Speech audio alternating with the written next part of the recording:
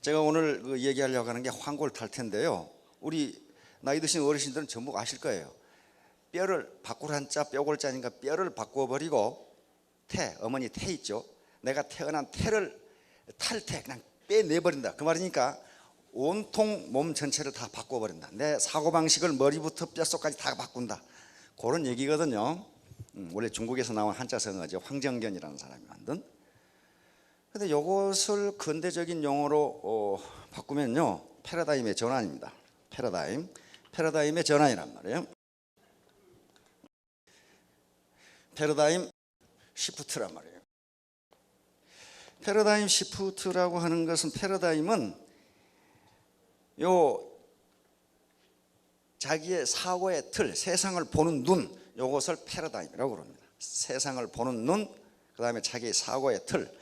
그런데 이 패러다임은 토마스 쿤이라고 하는 과학 철학자가 만든 용어인데, 과학혁명 구조라는 책에서 만든 용어인데, 토마스 쿤이라는 학자는 20세기에 가장 인류에게 영향력을 크게 끼친 학자 중 한 사람으로 칩니다. 사고방식은요, 사람의 사고방식은 즉 세상 그 자체가 아니고 세상을 보는 눈, 이 생각의 틀, 사고의 구조, 요걸 바꾸는 게 패러다임 시프트인데, 다시 말하면 지금 농경시대와 산업화 시대를 거쳐서 지금 어디로 가고 있습니까? 지식정보화 시대, 창조시대로 가고 있는데, 아직도 이 패러다임이 농경시대와 산업화 시대에 멈춰 있다면 그건 굶어 죽기 딱 맞다, 지금 그만이에요 지금. 그런데 이 패러다임은 이렇게 서서히 바뀌어지는 게 아니고, 토마스 쿤이라는 학자가 유명해진 것은, 패러다임은 어느 날 갑자기 바뀐다. 갑자기, 다시 말하면 소위 우리가 시쳇말로 뚜껑이 날아가듯이 바뀌어버린다, 그런 말이에요. 조금씩 바뀌는 게 아니다, 지금 그런 얘기입니다. 저희가 강의하면서 강조한 게 나 중심의 패러다임에서 우리 중심의 패러다임으로 바뀌면 부자가 된다 그랬어요. 다시 말하면 나 중심의 패러다임은 자기 이익 중심의 패러다임이고, 그 다음에 우리 중심의 패러다임은 원칙 중심의 패러다임입니다. 예를 들면, 쉽게 말하면 나만 잘 먹고 잘 살겠다고 생각하면 그 사람은 혼자서 잘 먹고 잘 살아요. 그러나 다른 사람을 도와줄 만큼 부는 생기지 않는다, 그런 말이에요. 그러니까 나만 잘 먹고 잘 살 게 아니라, 내가 부모님께 생활비도 드려야 되고, 우리 자녀들 교육도 시켜야 되고, 동생들도 도와주고, 형님도 도와주고, 친구도 도와주고, 이렇게 우리 중심의 패러다임, 다시 말하면 공헌하겠다는 생각을 가지면 그렇게 공헌할 수 있도록 부가 생긴다는 게 성공의 법칙이에요. 그게 부의 법칙이에요. 그런데 경제 법칙이건 자연 법칙이건 저는 창조의 법칙이라고 생각합니다. 창조의 법칙이 만약에 이 사람한테는 맞고 이 사람한테는 틀리다면 그것은 창조주가 실수한 거예요. 그런데 창조주는 그런 실수를 안 하거든요. 그렇기 때문에 모든 사람에 그게 해당합니다. 자기가 기여하겠다고 하는 것처럼 생긴다, 그 말이에요. 나만 잘 먹고 잘 살겠다고 돈을 보고 쫓는 사람은 분명히 잘 먹고 잘 산다, 그 말이에요. 아니, 자기가 잘 먹고 잘 살겠다고 그러는데 그거 못 먹고 못 사는, 그건 말이 안 되잖아요. 그것도 창조의 법칙이란 말이에요. 그런데 나만 잘 먹고 잘 살겠다가 아니고 우리 파트너, 스폰서 같이 잘 먹고 잘 살자고 생각하면 그렇게 된다는 거예요. 그렇게 된다. 이것이 자기 개발의 전문가들이 이구동성으로 하는 얘기입니다. 월러스 워터스라든가 이 나폴레옹 힐이라든가 지그 지글러라든가 폴 마이어라든가 카네기라든가 하는 양반들이 자기 개발서에서 이구동성으로 하는 얘기가 그 얘기예요. 그런 얘기입니다. 그런데 그것이 선언적인 것으로 끝나버리면 뭐 그런가 보다, 뭐 그럴 수도 있겠지 그러는데, 이것이 1960년대 아주 기라성 같은 학자들에 의해서 그것이 사실이라는 게 증명이 됐단 말이에요. 자기 충족적 예언이라는 게 그거예요. 자기 충족적 예언. 그러니까 자기 충족적 예언이라는 게 내가 예언하는 것이 충족된다, 그런 말이에요. 내가 예언하는 것이 충족된다. 다시 말하면 내가 그렇게 된다고 믿으면 그렇게 된다. 이게 자기 충족적 예언 이론이에요. 내가 부모님께 생활비를 드리겠다, 내 자녀들을 유학을 시키겠다, 내 형제들을 내가 다 돕겠다, 또는 친인척이나 내 사회에 공헌을 하겠다고 생각하면 그렇게 된다는 게 자기 충족적 애언이에요. 기라성 같은 학자들이 과연 그것이 맞는지 현장 실험을 해야 될 거 아니에요. 현장 실험을 1960년대 바로 하버드 대학의 로버트 로젠탈 교수하고, 로버트 로젠탈이라고 하는 저명한 교수가 있습니다. 하버드 대학에서 가장 인기가 좋다고 하는데, 로젠탈 교수하고 캘리포니아의 초등학교 교장을 하는 레노 제이콥슨 여사가 캘리포니아의 초등학교에서 이걸 실험을 했어요. 과연 그러는지. 그래서 이 이론이 맞다는 게 증명이 됐는데, 그게 피그말리온 효과입니다. 피그말리온 이펙트예요. 다시 말하면 인간이 간절하게 원하면 반드시 이루어진다. 그래서 그 후로도, 이건 초등학교를 대상으로 한 거니까 중학생, 대학생, 일반인, 노인을 상대로 과연 자기 충족적 애언이 맞는지를 전부 실험했는데 전부 맞아요. 전부 맞아요. 그렇게 된다고 믿으면 된다는 거예요. 그렇게 된다고 믿으면 된다. 그러니까 나 혼자 잘 먹고 잘 살겠다, 그렇게 생각하면 그렇게 된다는 거예요. 그렇게 돼요. 그런데 자기만 잘 먹고 잘 산다 그 말이에요. 그러니까 자기만 잘 먹고 잘 사는 데는 그렇게 많은 돈이 필요가 없어요. 그런데 부모님 생활비 드리고, 그 다음에 동생들 형님 도와주고, 그 다음에 친인척들 이 어려운 사람 도와주고, 친구 어려운 사람 도와주고, 사회에 공헌하고 하려면 돈이 많이 필요해요. 그러니까 그런 마음, 즉 패러다임, 나 중심이 아니고 우리 중심으로 패러다임을 바꾸면 그렇게 된다는 거예요. 그렇게 된다. 그런데 이 양반들은 학자들이기 때문에 학문적으로 증명을 했는데, 이 이전에 먼저 자기개발 전문가들이 그렇게 된다고 했어요. 왜냐하면요, 자기개발 전문가들은요, 책상에 앉아서 이론을 만든 사람들이 아닙니다. 계속 실패하다가 성공한 사람들이 나는 왜 성공했는가를 따지다가 이걸 생각한 거예요. 이게 근데 공통적으로 똑같아요. 폴 마이어 같은 사람은 attitude is everything 그랬어요. attitude가 마음가짐입니다. 마음가짐이 전부다 이렇게 했어요. 내가 뭐가 되겠다고 하는 신념, 이것이 전부다. 이거 아니면 아무것도 안 된다 그렇게 됐습니다. 그래서 여기 지금 네트워크인데요, 어떻게 혼자 성공하겠어요? 같이 하니까, 우리가 같이 하니까 됐어요. 우리가 같이 하니까 됐어요.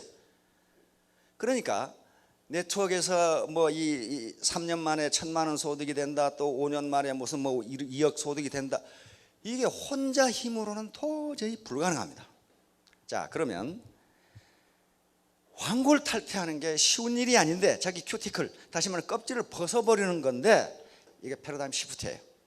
이렇게 하지 않으면 지금 이제 이 정년 퇴임하신 분들이 여기 많이 계실 겁니다. 60인분도 30년 더 사셔야 되는데, 아마 30년 더 살고 나시면은 우리 생명과학자들이 죄송합니다, 20년을 더 사셔야 되겠는데요.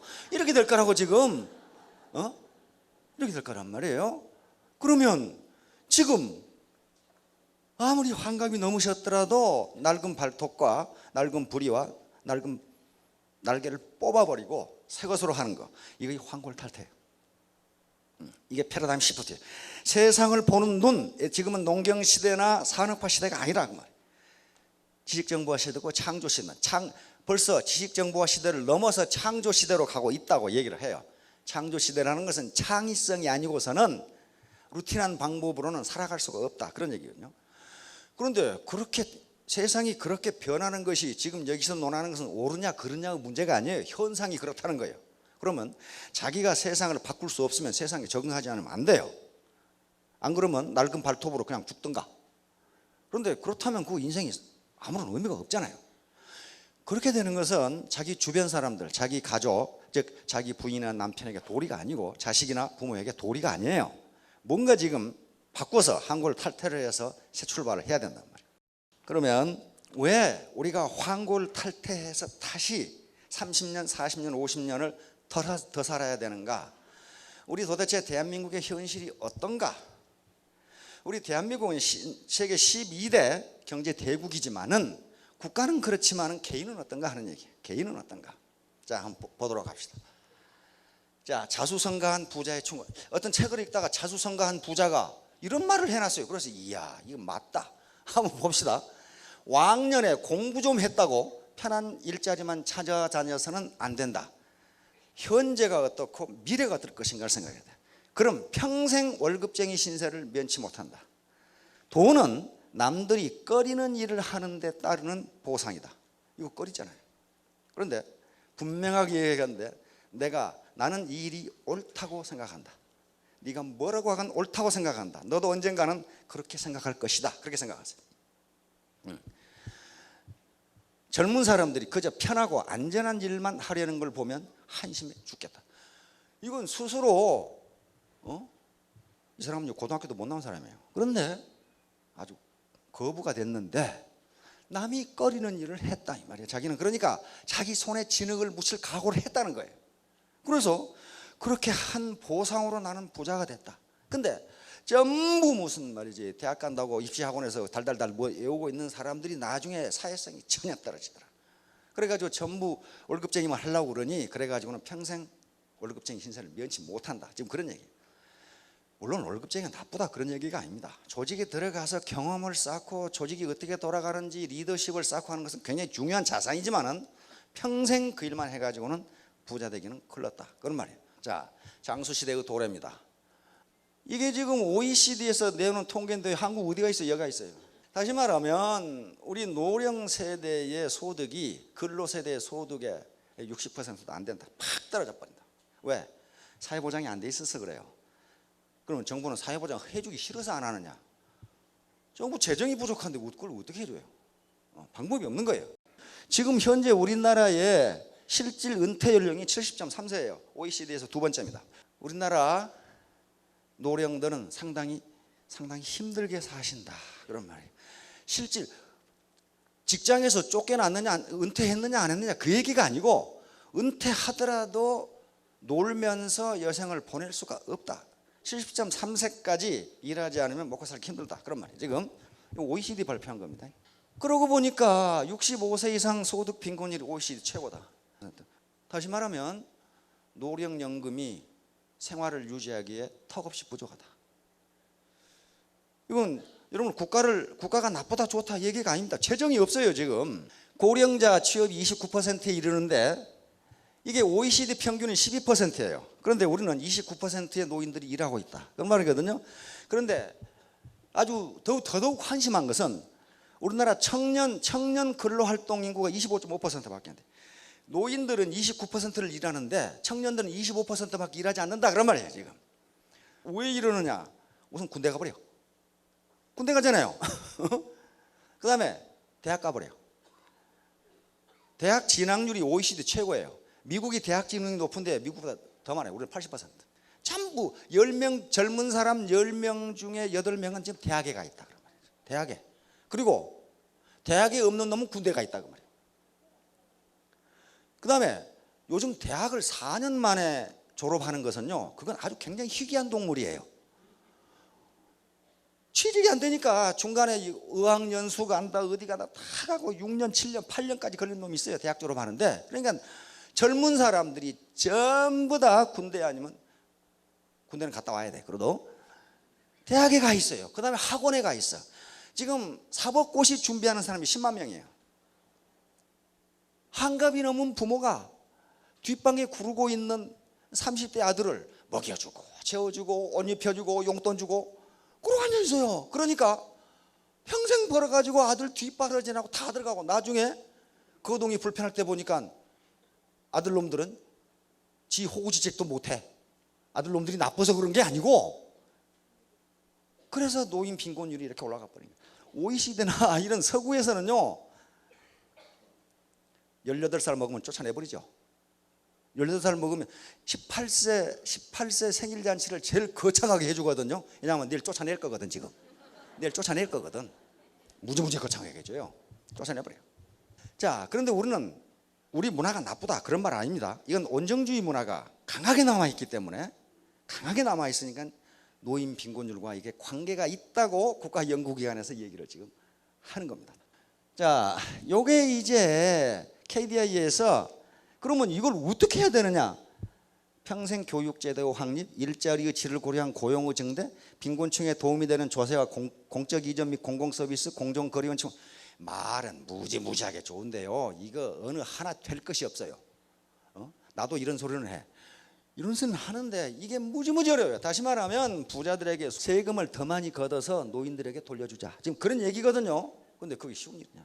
그래서 이게 지금 미국의 저명한 대학 교수인데, 이 빈부 격차 문제, 이 사회 이게 양극화 문제를 어떻게 해결하면 되느냐, 그걸 물었을 때 이 양반이 한 얘기가 공정 거래를 하지 않으면 안 된다고 얘기를 한 거예요. 다시 말하면 대기업이, 원청 기업이 하청 기업의 가격을 후려치고, 그다음에 이 정규직과 비정규직에 그걸 공정한 임금을 안 주고 이렇게 해가지고는 경제가 살아나지 않는다고 얘기한 거예요 지금. 왜냐하면요, 밑에 사람들은 돈이 없어 못 쓰고 위에 사람은 쓸 것이 지금 살 물건이 없어 안 사고, 그러면 시중에 돈이 돌지 않으면 경제가 회복을 못 해요. 그렇죠? 그래서 공정 거래를 해야 된다고 강조한 사람입니다. 이게 이제 워킹 푸어라는 것은 일을 하는데도 빈곤 상태를 무연하지 못하는 사람들. 이게 지금 비정규직이 죄다 그래요. 아르바이트로 겨우 먹고 살지 빈곤을 면치 못한다. 이제 워킹 푸어만 있는 것이 아니라 하우스 푸어, 집은 가지고 있는데 가난뱅이다, 그런 말이에요. 지금 64세 이후에 우리 지금 의료 건강보험공단에서 발표한 게 64세 이후에 평생 쓰는 의료비의 절반을 쓴다. 그 말은 64세 이상 되는 어르신한테는 어디가 편찮으십니까? 그렇게 물으면 안 되고, 어디가 안 편찮으신 데 혹시 있으십니까? 다 아프니까.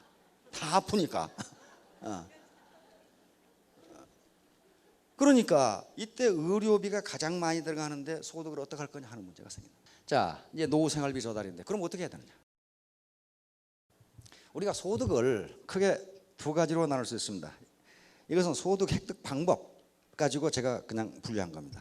하나는 노동소득이고 하나는 시스템 소득입니다. 물론 여기서 노동을 합니다. 그런데 노동소득 중에 가장 전형적인 것이 임금소득이에요. 뭐 공무원이라든가 회사원이라든가 전부 임금 받고 일하는 거 아니에요? 그 다음에 자유업이나 자영업. 자유업은 원래 전문직을 이야기합니다. 변호사라든가 의사라든가. 그 다음에 우리 연예인들도 자유업이고, 자기가 하고 싶으면 하고 말고 싶으면 마는 거예요. 그건. 자영업은 뭐 구멍가게라든가 미장원이라든가 전부 자영업입니다. 자, 그런데 요걸 왜 하느냐? 임금소득이라든가 자영업 소득을 얻어서 자본소득을 얻자는 거예요. 다시 말하면 여기서 돈을 벌어서 이 자본을 갖게 되면 노후에도 생활비가 나온다, 그런 얘기예요. 자본이라는 게 뭐냐 하면은 은행 예금이라든가 주식이라든가 채권, 특허권이라든가 저작권 등 이런 것들이, 연금이라든가 전부 자본소득입니다. 어떤 부동산을 가지고 있다든가 등등이 자본소득이에요. 그래서 지금까지 이 자본소득 중에 가장 선호되는 자본소득이 상가였습니다. 상가. 일할 때 어디 목 좋은데 상가 하나 잡아두면 노년에 세 받아서 먹고 살 수 있다. 그런데 엊그제 상가의 40%가 깡통상가로 나왔어요. 깡통상가. 다시 말하면 대출을 받아서 자기 저축 쪽 집어넣고 상가를 샀는데 그걸 팔아도 대출금이 안 된다. 그래서 지금 아주 비상에 걸렸어요. 상가의 40%가 깡통상가 이렇게 나왔어요 지금. 그러니까 상가를 사두는 것도 자본소득이 되지를 않는다. 자, 그러면 이제 요 시스템 소득은 자기의 노동과는 관계없이 어떤 자본주의 시장 시스템이 자기에게 소득을 갖다 주는 게 시스템 소득이에요. 이 시스템은 몇 가지가 있습니다. 첫째, 가장 전형적인 게 우리 정주영 회장님이나 이병철 회장님처럼 자기 시스템을 만들면 돼요. 기업을 창업하면 된다 그 말이에요. 창업해서 밑에 종업원들을 거느리고 일하면 사장이 어디 간다고 해서 자기 소득 없는 거 아니라 그 말이에요. 그런데 그렇게 하기가 무지무지 어렵고 자본이 필요해요. 자본이 필요해요. 두 번째는 기존에 좋은 시스템을 사버리면 돼요. 기업을 하나 사버리든가. 안 그러면 가장 전형적인 게 프랜차이즈를 사버리면 돼. 그런데 요즘 프랜차이즈도 먹고 살기가 힘들어. 워낙 많이 생겨가지고. 그것도 경영 능력이 필요하고 자본 능력이 필요해요. 좋은 목의 프랜차이즈 지점 하나 사는데 10억 들어간다고 그래요. 10억 가지신 분은 하나 사서 한번 해보세요. 되는 거 안 되는 거 한번 해보시라고. 잘 안 돼요. 마지막으로 시스템을 가질 수 있는 좋은 방법은 이런 네트워크 마케팅이라는 시스템에 들어와서 자기 시스템을 만드는 겁니다.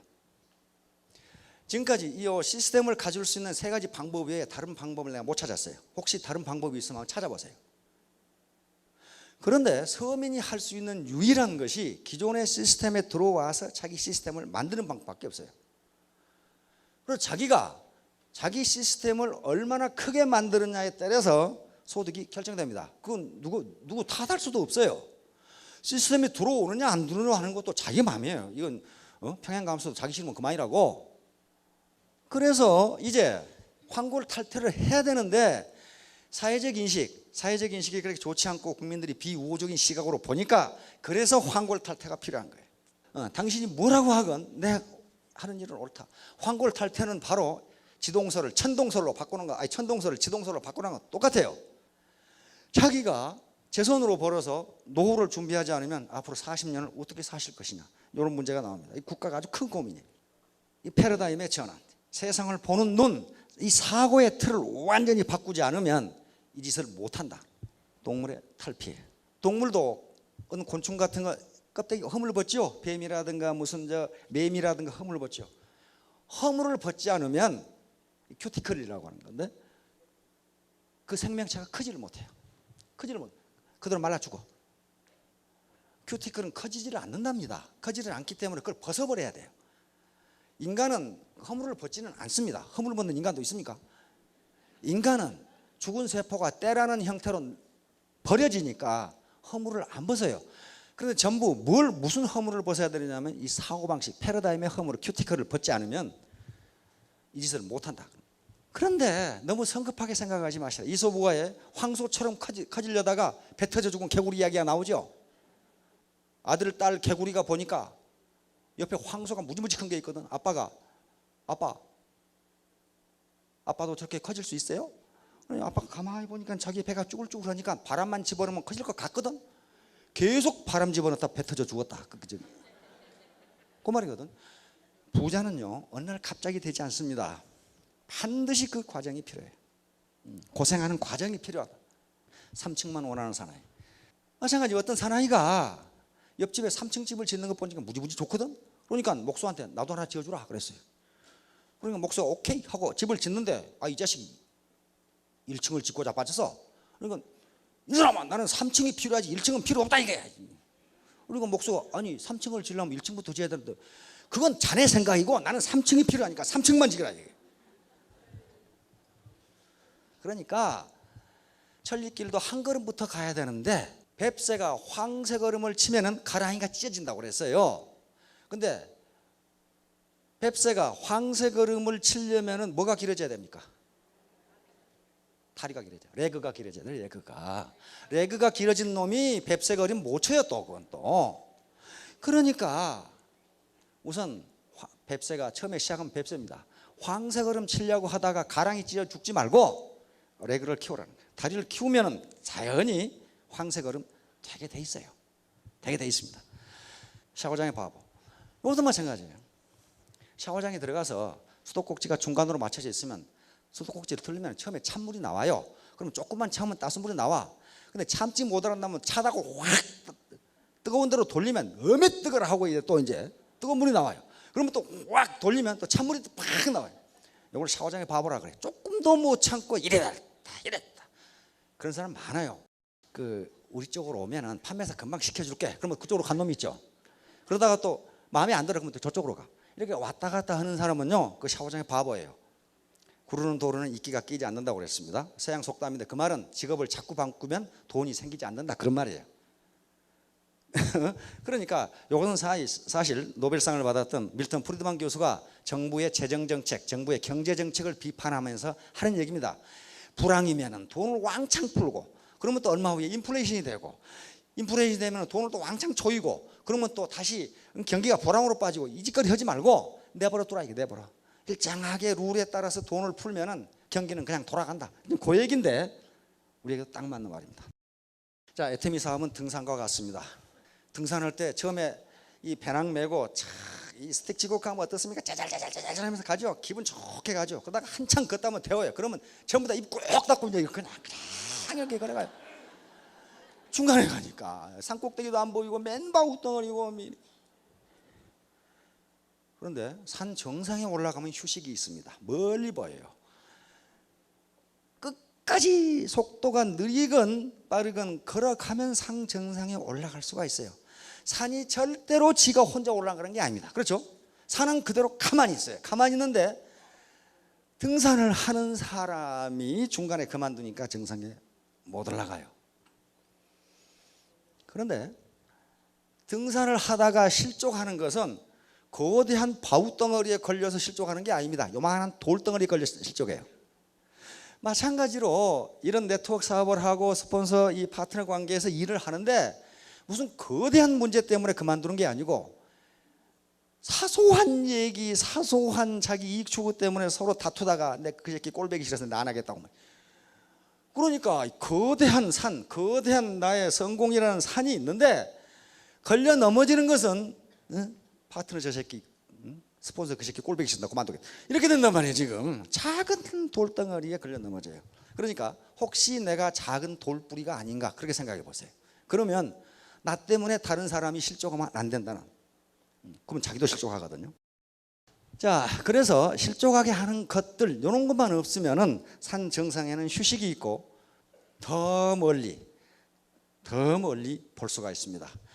자, 완전히 환골탈태, 즉 패러다임 시프트, 세상을 보는 눈, 자기의 사고의 틀을 바꾸시면은, 그리고 끝까지 비록 피곤하더라도 산 정상은 반드시 거기에 있으니까 거기까지 나는 가고야 말겠다는 각오를 가지시면 모두 다 성공하실 겁니다. 모두 성공하시길 바랍니다.